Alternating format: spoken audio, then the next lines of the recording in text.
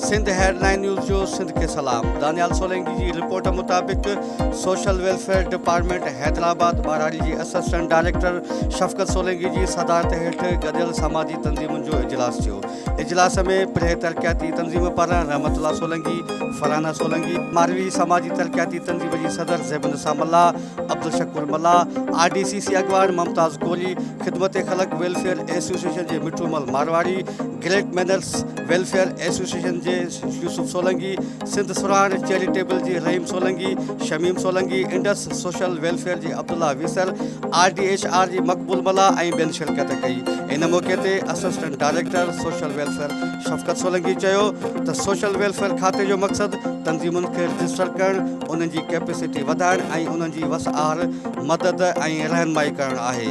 हुन वधीक चयो त सभु इदारा आम माण्हुनि जी भलाई लाइ आहिनि, पर ॼाण न हुजण करे उन्हनि ताईं पहुच न पई थी सघे। इन करे लाज़िमी आहे त तंज़ीमुनि जो पाण में इतिहाद हुजे।